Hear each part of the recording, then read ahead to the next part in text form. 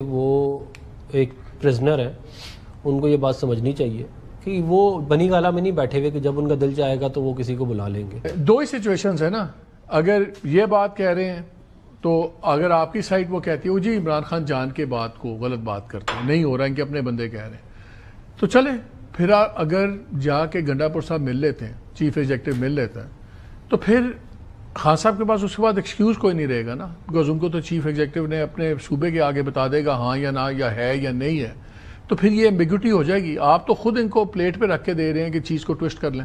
جی بسم اللہ الرحمن الرحیم۔ نہیں دیکھیں، چیف منسٹر نے جا کے بتانا ہے تو کیا وہ سیف صاحب جو جاتے ہیں وہ بتا دیں، حلیمہ صاحبہ بتا دیں، جو وکلا جاتے ہیں نیازی صاحب بتا دیں، اور بہت سارے لوگ نیازی صاحب کو تو خود نہیں مل لیتے، نیازی صاحب کو اگر نہیں مل لیتے تو جو وکلا جاتے ہیں وہ بتا دیں۔ یہ کوئی ایسی چیز تو نہیں ہے کہ وہ سی ایم ہی جا کے بتائے گا تو اس کے وہ سمجھ میں آئے گی ان کو۔ اور بات یہ ہے کہ وہ مجھے یقین ہے ٹی وی وغیرہ کا ایکسیس پہلے تو ان کے پاس تھا ہی، تو وہ ادھر سے سن تو لیتے ہوں گے کہ کیا معاملہ ہے۔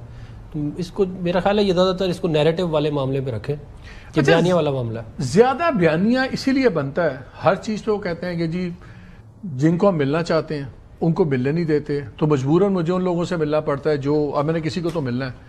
تو آپ تو خود ان کو ایک بیانیے کو ٹوسٹ کرنے کا موقع نہیں دے رہے۔ اگر مل لیں، یہ سارے لوگ مل لیں جو آپ کو ناپسندیدہ ہیں، چاہے چیف منسٹر ہے، کوئی اور بندہ ہے، فلانا وکیل ہے، نیازی صاحب ہیں، فلانے آدمی ہیں، کون سی قیامت آ گئی؟ جائیں جا کے ملیں۔ اس کے بعد کا مطلب یہ تو نہیں کہہ سکتے کہ جی ہمیں فلانا اگر ملتا تو مجھے اعتبار اس آدمی پہ زیادہ، اس کی بات پہ میں زیادہ وزن دیتا ہوں۔ پھر وہ کوئی نہیں اور چیز لے آئیں گے، دھیان وہ کہیں گے جی نہیں اب ملاقات کروا دی تھی مگر جو ہے وہ اس دن نہیں کرائی، اس دن کیوں کرائی؟ تو آنے دیں۔ نہیں بات یہ نہیں ہے، بات دیکھیں یہ ہے کہ وہ ایک پرزنر ہے، ان کو یہ بات سمجھنی چاہیے کہ وہ بنی گالہ میں نہیں بیٹھے ہوئے کہ جب ان کا دل چاہے گا تو وہ کسی کو بلا لیں گے۔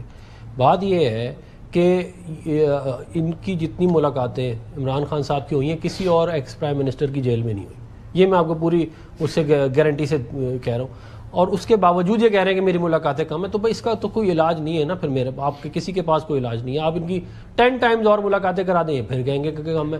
اور حکومت کا کام یہ نہیں ہے کہ ہم ان کو جو ہے وہ کرتے رہیں۔ آپ مجھے بتائیں نا کہ یہ تو جیل سے بیٹھ کے آرٹیکل لکھتے ہیں، جیل سے بیٹھ کے ٹویٹ کرتے ہیں، جیل سے بھائی یہ جب آپ جیل میں ہیں تو آپ یہ کام نہیں کر سکتے نا۔ پھر جب آپ کے اوپر کوئی قدغن لگتی ہے تو آپ کہتے ہیں کہ میرے ساتھ بڑی زیادتی ہو رہی ہے۔ آپ کے لیڈر تو جیل سے اٹھ کے علاج کرانے لندن چلے گئے، لیکن یہ تو پھر آئے نہیں 4 سال۔ نہیں لیکن میاں نواز شریف صاحب 2018 میں بھی تو آئے تھے نا، وہ تب بھی ان کو معلوم تھا کہ جیل مجھے ڈال دیں گے، بیٹی کو بھی جیل میں ڈالیں گے۔